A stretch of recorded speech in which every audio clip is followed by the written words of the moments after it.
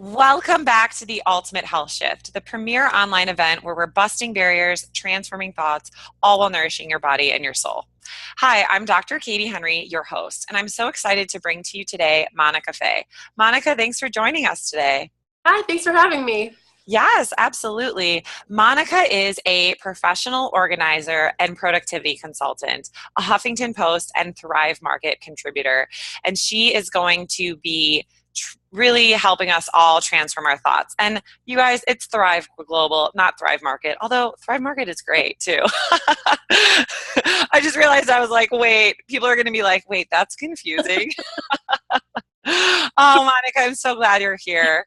I'm so glad that you're having me. This is going to be fun. Absolutely. So, Monica, I know that what you're going to teach us is something that honestly all of us need, right? So, I would love to hear how you ended up becoming a professional organizer because I'm sure it's a very interesting story because for me, myself, I could be a little more organized at times, right? Everybody can benefit from, stepping it up organizationally and, decluttering and all that. But when I started, it was 20. I'm 30 now. I started when I was 20, and I was a complete disaster back then. Just mess, late for everything, couldn't figure anything out. Just always kind of a victim of my own time, and so I just decided I didn't want to work for anybody anymore. I had, a budding political career. I was working for the National Foundation for Women Legislators. And then I became a magazine editor, and I just didn't want to work for anybody anymore. I wanted to work for myself, and I wanted to be able to help people. And I knew that I'd always taken on a leadership and motivational role ever since I was young. But I wanted to challenge myself first to become more organized and to be able to be free of all these physical things, and also help other people do that as well. So it was like, first I had to help myself, and then I had to be able to teach other people what I had learned and what had been successful for me. So that I didn't know what I was doing at first. And I just kind of put myself out there and worked backwards, learning myself and then teaching other people what I've learned. And then it just started to grow from there. So it became bigger and bigger, and I started having more and more clients that I really liked, and had a lot of ups and downs learning what a business was like, because it's not just, hey, you get all the free time in the world. It's like you think you're not going to have a 9 to 5 anymore, but you end up working more than you ever thought you would. But the difference is that you're working on something you really care about. So I just kind of fell in love with the concept of organization and minimalism and being able to control yourself.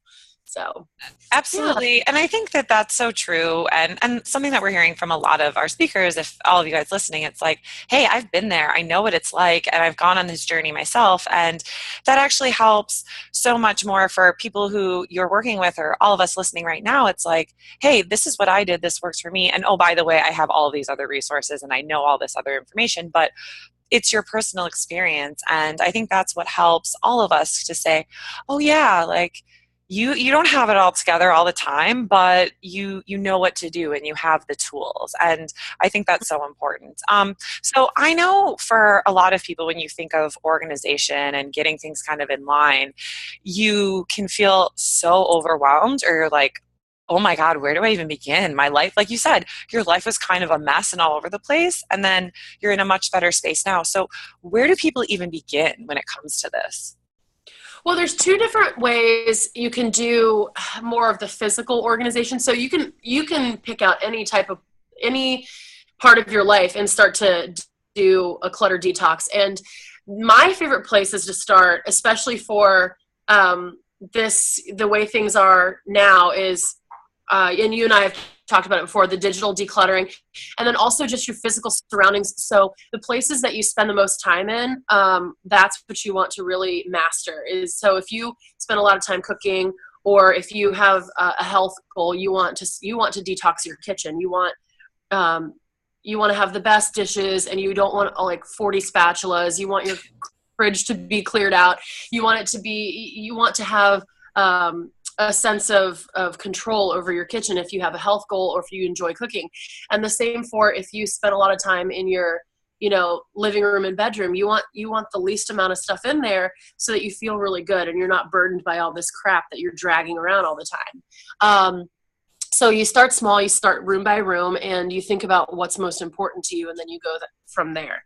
But what I found is, especially for women who are entrepreneurs or have huge goals, is the digital detox, because nowadays we have so much information coming at us. It's pulling at our like everything we're doing is just being distracted every few minutes, or even every few seconds we're being pinged on this app and this app, and this email's coming in. The minute you wake up, your eyes are on your screen to look for your email. So what I suggest is detoxing from all the distractions that are coming in and pulling you away from giving your best at another goal. So I like to use unroll.me, which is a free site. And I think it's really popular now, but still you'd be surprised. People are like, oh my God, I don't know what that is. It's just this free thing. It's called unroll.me. It goes into your email and it allows you to unsubscribe from all those annoying subscriptions that you signed up for or didn't sign up for, and they're just somehow magically got your email address. And you can choose between having it rolled up into one email. All your subscriptions just get one email a day, and you can browse through them, if you get daily deals or, a newsletter or things like that. Or you can unsubscribe everything all at once, which is awesome, because you go from, thinking you have this, it's such a false sense of satisfaction. You wake up in the morning, you're like, oh, I have 9 emails. I'm so popular. And then you open it and it's like 40% off, blah, blah, blah. Or, whoever's email wants to go out to you and like sell you something, and you're not really that important, but you like seeing that little red flag. Right. So part of that is that. And then also just turning off certain apps that, like, it syncs with your phone and everything. You get a ping for everything. Just turning off the notifications so that, you go manually check in when you have time, and not just being pulled to your phone every time you see a notification. So I like to start there as well, because there's even this panic that you get at first when you put the phone down, you're not looking at it constantly. And then once you get over that for a couple days, there's so much freedom that you're not chained to your phone or chained to your computer. So I like to look at it that way, that you start from the electronics, the things pulling your attention the most, and really making conscious decisions about what you want to hold your attention all day. That's so true. And Monica, I have to say that, we had talked about this before, and I was like, oh, I'll do the unroll.me. It took forever to load because I had hundreds of subscriptions. Yeah. And I was just no idea have till it lists them for you.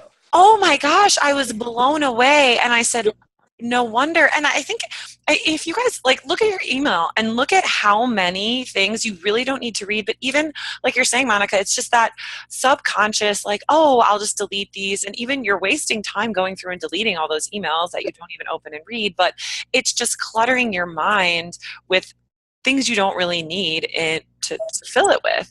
So I love what you just said there at the end, that when you get rid of all of this stuff that you really truly don't need, and that's just cluttering your physical space or even your mental space, you do have a lot more freedom. Because something that people may feel is that, oh, well, I'm organized, I'm super structured, and now I don't have any freedom in my day or in my time. But what you just said is that structure actually creates more freedom. So can you explain how that works, and even just from your personal experience, how that's helped you and people you've worked with, just so people can understand that a little more? Well, and I think that's kind of a common misconception about getting organized, is that people think you have to be perfect, that you have to have this solid schedule where every hour of your day or every few hours is, allotted for all these tasks, and you have to be regimented, and people get uncomfortable with that. They're like, they want to buck the system. They're like, I'm not going to do that. That's just impossible for me. Or they set this really high expectation and this ridiculous calendar, and these goals that have these, these things set for them that they're impossible to obtain. But what I like to do is I like to have structure, because I'm all over the planet. I've got to have some structure, which I naturally fight against. But if you're like me and you're kind of ADHD and you've got a bunch of hobbies and business ideas and you're all over the place, you do need structure. But the point is that you create structure so that you create freedom. So when you've structured the things that you prioritize and you make a conscious decision on what is a priority, then you leave open the rest of the time for yourself. So people are scheduling in all these unnecessary tasks that don't mean anything, and they're filling their calendar, and then they become stressed out, and then they have mental clutter, and then that turns into physical clutter, because what happens on the inside manifests on the outside. But just when you look at your calendar and you have to pick out the things that mean the most to you, and then you have to do them day in and day out, and really fall in love with those things that you're doing. And you have to be able to say no to the things that aren't a priority and get used to that. And that's uncomfortable for people, to make that decision and not to say yes to everything and to fill their calendar. They get uncomfortable if there's space in there. So it's really taking a look at what you're prioritizing and knowing what you'd like to move forward with. And I think that people get overwhelmed because when they can't make that decision, then they put things in there so they don't have to make the decision. I really like what you just said there, is that sometimes you fill your space, you fill your time with things that you don't really want to do, but it's so that you don't have to decide what to do with that free moment.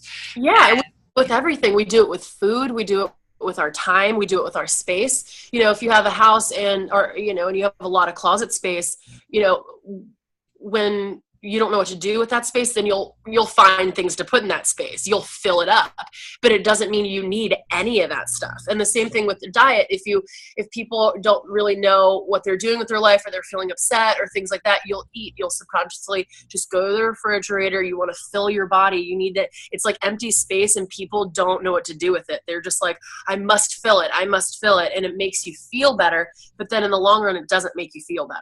Mm-hmm. Yeah, it's just this temporary relief that really isn't giving us anything that we want or need. Mm-hmm. Mm-hmm. That is so, so true. So can you speak to a little bit of when it comes to getting rid of the physical stuff? Mm-hmm. Because sometimes, we feel really attached to certain things, or you're like, oh, we've had this sweater for so long and I love it, but in reality, you're never going to wear it again, or like it looks terrible on you, but it has some kind of meaning. So when it comes to decluttering the physical space, how do you really, or what works to actually determine what to keep and what to get rid of? Well, what I like to do is when I work with my clients on decluttering physical things, I like to start off by giving them permission to let go. And so what that looks like and what that means is, before they even make decisions, I say to them, what you've purchased in the past or what you've acquired has already served its purpose, or it's serving its purpose now, which means that if you bought clothing that you never wore, you bought that clothing because it fulfilled your need to buy something. Maybe you had, you needed some retail therapy at that day.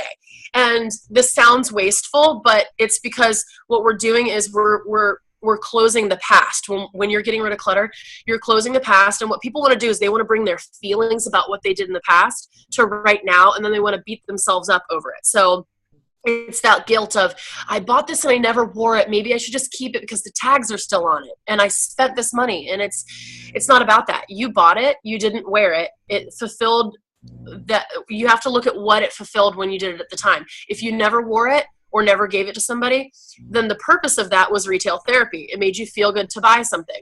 And that feeling is gone now. You are never going to wear this piece, and you have permission to let it go because it served its purpose for you already. So it's having that conversation with yourself and giving yourself permission to let go, and acknowledging that the thing that you have already served its purpose. And then if you get to it and you say, hey, this thing is not done serving its purpose. Maybe there's a grandfather clock that you really felt was special from your childhood, and that's something you don't want to get rid of because every time you look at it, it makes you feel really good. So that's the other layer of it. When you keep this thing, do you feel good owning it? Is it attached to really good childhood memories? Does it keep you safe? So like your vital documents, your taxes, which nobody really wants to be a part of that. But in the long run, if if it goes down in a bad way, you're protecting yourself. So you have the things that attach to really good memories that are important to you, the things that keep you safe, and the things that currently make you feel joy or feel really good to have. So when you look at your living room and you have pieces of furniture and you're like, God, I really love that little table right there. Just, I love it there. I'm so proud of myself for picking that out. That's how you want to feel about everything that you own, and appreciating it for what it is. So if you're not enjoying it and you like, so let's say you don't have a lot of money, but you have a lot of clothes and they don't fit anymore and they're old. What will happen is some people have a hard time letting go because they're saying, I can't go buy new clothes, but I want to feel like I have a big closet. That's a false sense. That's a false sense of self. It doesn't make you feel good. And it's a lie that you're telling yourself that you have a lot of clothes. It you're compensating for not having enough money to go buy new clothes. So just letting go of that attachment to these things that really don't make you feel good when you look at it or use it or have to drag it out. So there's going to be some things you'll go into your garage and like, let's say there's a bunch of tennis rackets in there. You might have played tennis like twice in college or something. Like maybe there was like a guy that was cool and you got into it for a little, but it's like, what, I mean, do you really enjoy tennis? If you really enjoyed it, why aren't you doing it? And if you're not doing it, acknowledge that piece, that tennis racket served its purpose and it was a good memory, but you're ready to let it go.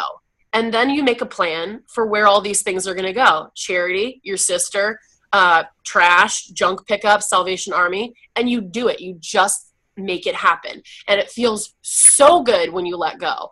And I tell my clients, I've been doing this since I was 20. So in the 10 years I've been doing this, I have had maybe 3 people, and they do it to me all the time, actually, these 3 people, my 3 clients, they'll come back and they're like, you know, you made me throw away that plastic bag a couple weeks ago. And when I had to take something to my brother's house today, I could have used that plastic bag to wrap it. And I'm like, you know what?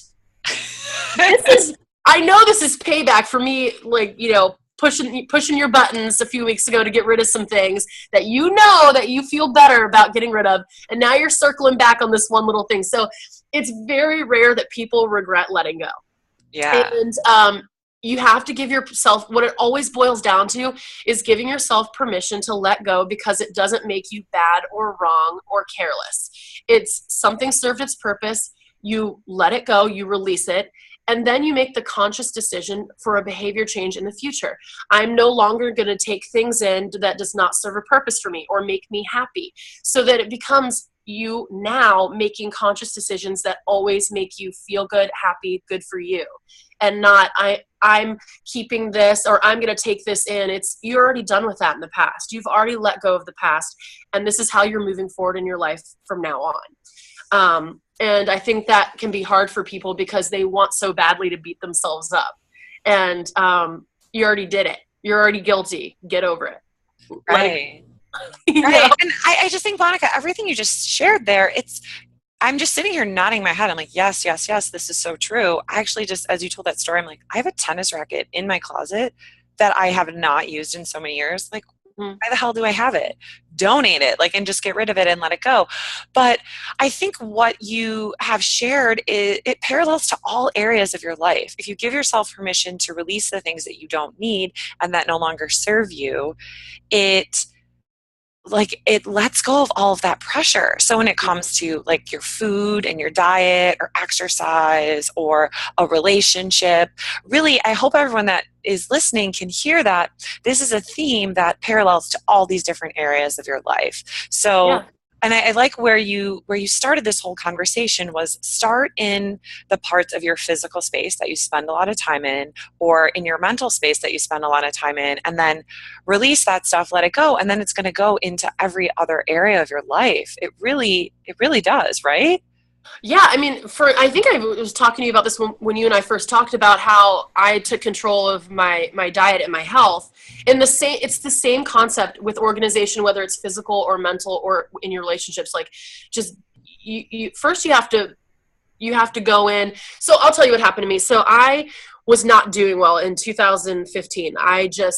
My health was terrible, and I was an athlete in college, and I had always kind of taken care of myself, and I was a go-getter and just, always active and doing things. But when 2015 hit, I gained a bunch of weight. I just wasn't doing well. I wasn't taking care of business, and I felt like I was going to die. I had anxiety all the time, and I just was chalking it up to being an entrepreneur. You know, I've had my business for so many years. Why am I having this like debilitating anxiety all the time? And I just couldn't get control of, you know, my body and my mind. And I got to a point where I thought I was going to die. I was like, something's wrong with me. I'm going to have a heart attack, and or I'm going to, you know, there's something wrong with my body. So I just took control one day. I went to the doctor, and she looked at me and she's like, I was like, something's really wrong. I know it. It's like something's wrong with me. And she's like, we'll do some blood tests, but do you have MyFitnessPal? You know, that app that tracks your steps and your food and your water intake and everything and any exercise you do. And I just looked at her. I'm like, are you just saying I'm fat? And she's like, I'm just saying, just take like 2 weeks, track everything, because maybe you're doing things that you don't realize you're doing, and you need to be conscious of what you're doing, and you need to kind of take control of things. So I was like, okay, she's talking my language now. This is what I tell people all the time. So I download MyFitnessPal, and every day I got really obsessed. I started tracking my steps, tracking all food, and it shows you how to track, you know, your not only calories, but, you know, if you're having protein or too much sodium or sugar or different vitamins, it tracks it all. So I started tracking it, and I just started really shifting towards wanting to have a clean diet, and I wanted to be really regimented about my workouts, and I built from there. But I was organizing my body, and I was just doing it in a different way. And that meant like I knew what was going into my body. I was making mindful decisions about everything that I put in. I was tracking it, and I started to feel really good. And I was letting go of all this just negativity in my body, the things that I was eating when I was emotional and anxious.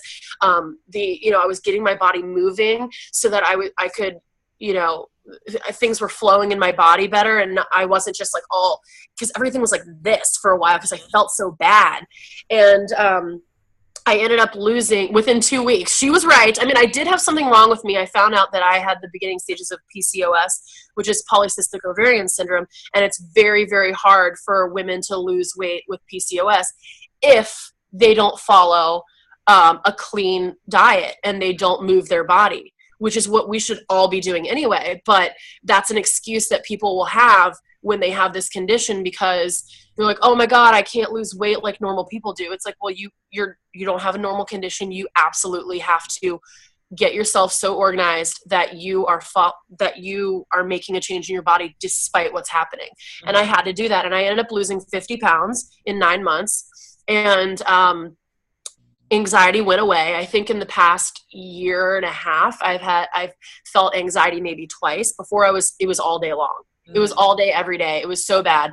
And making that shift and just decluttering all this just negativity and this stopped upness that I had and that I didn't realize I had, it changed my health. And I had done it, you know, with paperwork, I've done it with physically, but I hadn't done it that way. And so when I figured that out, I was like, my God, this can be applied anywhere and any part of anyone's life. And especially, you know, and then that moved into being an entrepreneur. How was I going to get more organized so that I could help more people? And it just moves and moves and moves. And when you create these systems that have structure that allow you to thrive, your entire world changes.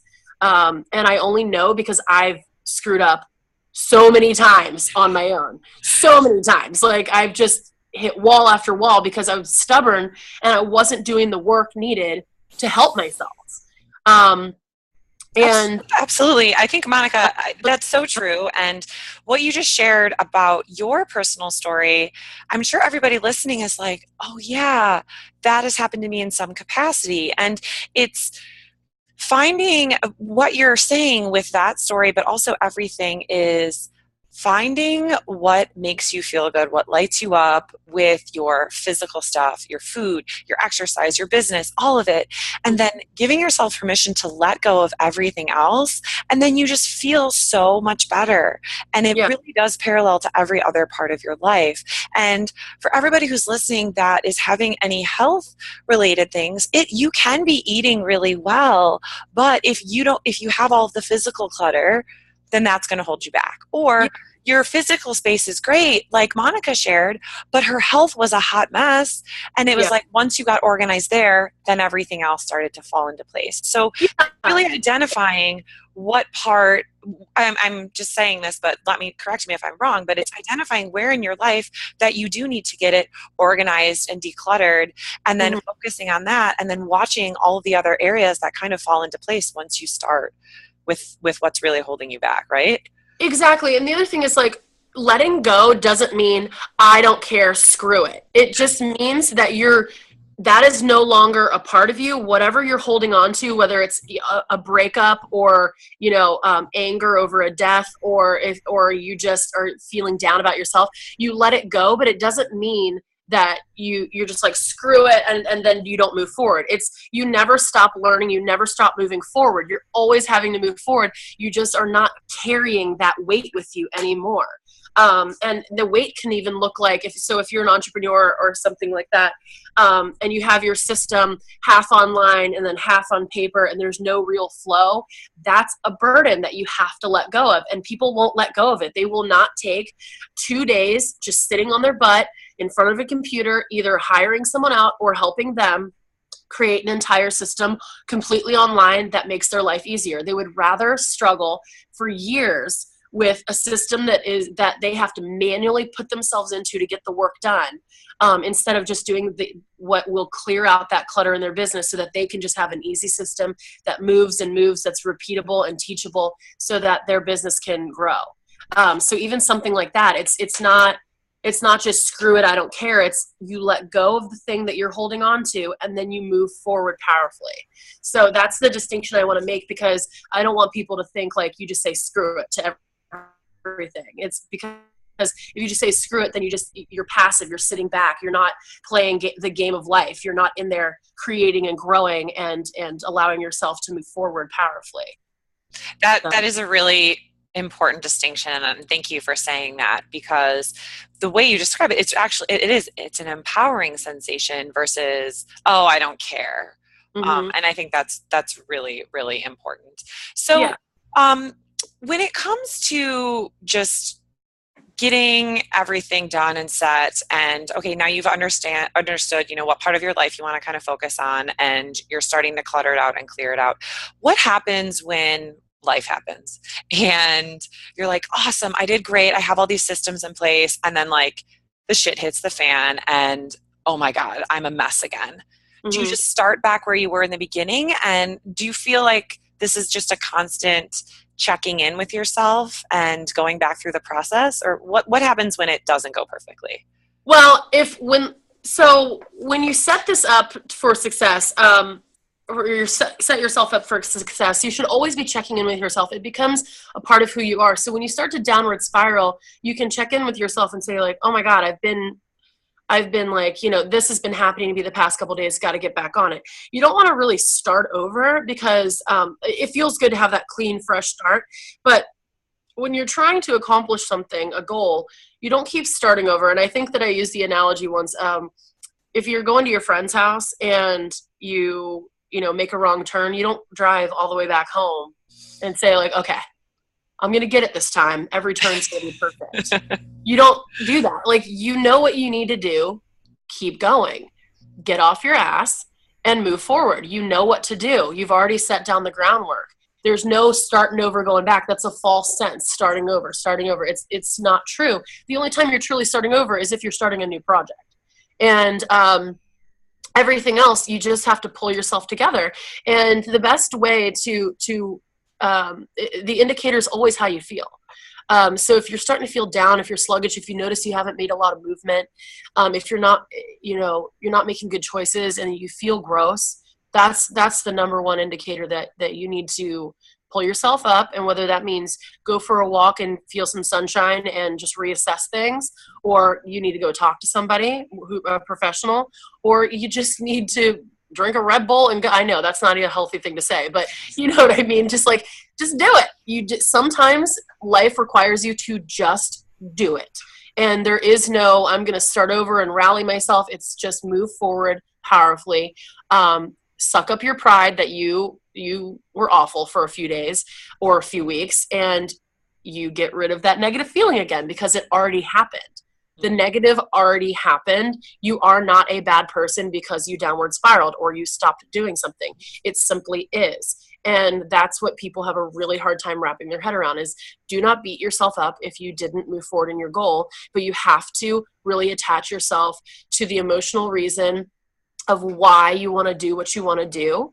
And then also commit to integrity, and which means that, no matter what, you are getting this thing done.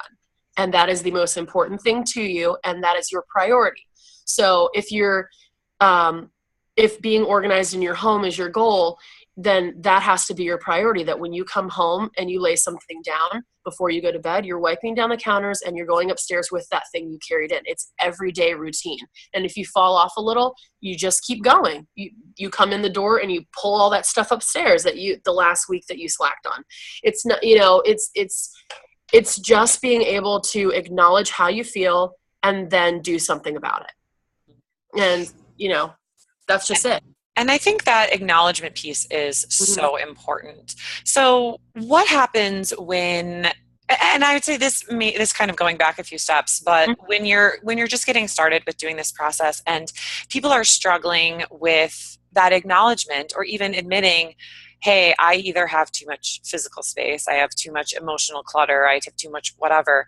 How do people start to identify that they need to change and that they need to shift?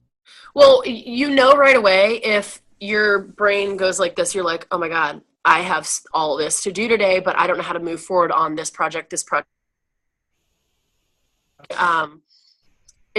that feeling of, I know I have all these things to do, but I don't know how to go about them. And so the first thing you can do is a brain dump. So I know mind maps are so big now, but it's just, you just take a piece of paper and you dump it all down onto one piece of paper. You get it all out. So it's like not buzzing in your brain anymore. And you're like, okay, it's all out there. I know it's a 87-point list, but it's there. And then what you can start to do is shift things like with like which of these are just errands? Which of these are goals? Which of these are the big picture that are long-term? And you can kind of put into sections things that are just, the day-to-day things that you need to take care of versus the goals that you're trying to make steps to move forward on, and then where you want to be in the future. So I like to make people kind of do a dump like that. So it kind of gets them in the headspace of what they want to focus on. And then another way to help yourself is to have someone help you. It doesn't have to be a professional organizer. It could be a coach. It could be a friend. But somebody that you say, right now, that closet is driving me insane. I need you to bring over a bottle of wine and pull all this stuff out with me. And I need you to give me permission to let things go. And then you also have to have your plan at the end. Where is this stuff going to go once you've pulled it out? And that's really big for me, is having the end game there, which means if you want to donate it, then you know exactly where it's going to go, and if it's going to be a pickup or a drop off. And then if you want to give your stuff to someone, you have someone in mind and you have a timeline. Okay, I'm going to give this to my cousin on Tuesday, and that's it. It's done. But sometimes all it takes is having someone else there who pushes you. And a lot of people enjoy having like a professional. So it's kind of like when you work out. Anybody can go to the gym. If you have a lot of self-discipline, that's freaking great. You're awesome.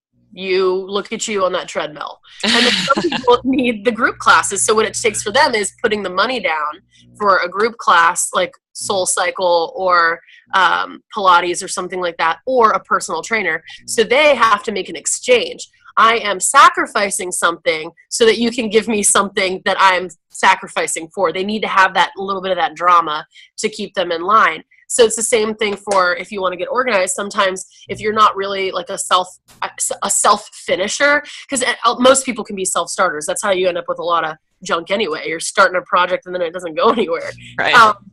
If you're a self-finisher, you can just, you have that integrity. You can move forward on your own. You just kind of need a tutorial online. That's you. Then there's the person who needs to make that sacrifice of money, the exchange. So that is something that you can do. It's not all about do it on your own. Sometimes you just need someone there, and that's okay. I spend a ridiculous amount of money on fitness classes because I know I'm not going to go running, Yeah. So that's why you can hire a professional organizer or a life coach or whomever. You can even just pay some college kid to come over and help you haul junk out of your garage, whatever it is. But do what needs to be done to move it forward. And if it means hire someone, just hire them. Or you can have, a support system of someone who you make it fun with them, and you might not really get that much done, but it doesn't matter. It makes you feel good. You're getting rid of things. You have a bottle of wine and you're gossiping. Mm-hmm. So, it's not just all about learning on your own. Sometimes it really does take someone else to help you and to get you to do what you need to do. And that's okay. And I think there's a lot of guilt there over the years of if I'm disorganized and I pay someone to help me, or I have someone help me, one of my friends, then that means I have failed as a homemaker, or failed as an entrepreneur, or failed as a woman, or failed as a person in general. Is like, this is something that should be natural. I should be able to keep my own home. I should be able to arrange my schedule properly. And, what I think about is some of the biggest companies in the world, the CEO isn't doing everything themselves, and they wouldn't have such a huge company if they did everything themselves. They have employed people who are really good at what they do to move the bigger picture forward. So clearing that clutter of shame in your mind of, oh, I shouldn't have kept all this stuff. It's like, what does that mean? Who cares? Get someone in there to help you move it out.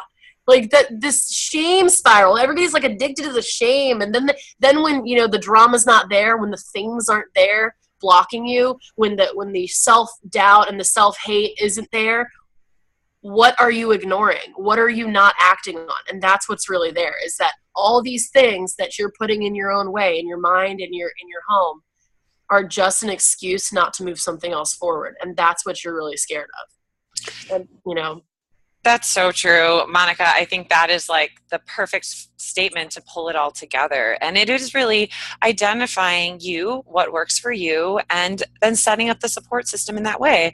Yeah. And we can't do it all on our own. And as humans, we need connection and we need support from other people. So find where you need that support and then set yourself up for success in that way. Yeah, and I don't want to do everything alone.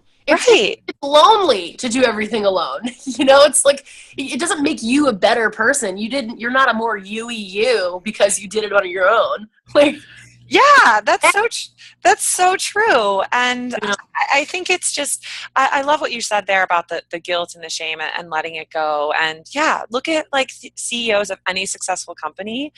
There's no way they could do that on their own. No. And that, you want to be like the CEO of your own life. So get the support team around. I like that. Right? Like the CEO of your own life. I like that. Yeah. Use that for whatever. But it's true. And so I hope you guys are hearing this, is everything Monica's saying is really identify where in your life you need the support and set up the systems for that, so you can organize your life in a way that you can actually do the things that you want, do what makes you feel good, and you're going to be enjoying things so much more. Mm-hmm. And it everything that you shared today, Monica, really parallels to every single part of your life. So I want to thank you so much for taking the time to teach everybody, because it really is an important piece. And yes, it takes time to do it, but what you get at the end result is so incredibly powerful. So thank you so much, Monica. You're welcome. Thank you for having me. Absolutely. And I know that you have a gift for everybody, which you guys can access right below this video. There's also more information about Monica and ways to get in touch with her if you want that support. And like we said, maybe you need a coach, maybe you need somebody to help you. And Monica is here and available for you guys if you need her. So please reach out, please. Yeah, so what I'll be offering is it's a 7-day declutter, detox. And so I have a book coming out, and it's called A Course in Chaos. And this is going to be like A Course in Chaos light. It's 7 days, and we'll work on all the different areas that you can declutter your life. And of course, it'll be like me. I'm energetic, a little inappropriate, but it'll be fun. And then I'm also offering the first 25 people to sign up will get a free coaching with me, just one session, and you get to dump it all on me, give me all your mental clutter, throw it out there, and then we'll sort through it and come up with a little plan of action for you if you feel like you're really lost. So we'll do the 7-day A Course in Chaos, and then you can, if you sign up first, then you get a little session with me. So it'll be good. You guys, that is a ginormous gift. Please take advantage of it. Monica, thank you so much for everything you've shared with us today. I'm really grateful for you, and I cannot wait to see what everyone learns from this and how you're going to transform your life from everything Monica has taught us today. So thanks again, Monica. Thank you. All right, guys, we'll see you for more information on theultimatehealthshift.com. See you later. Bye.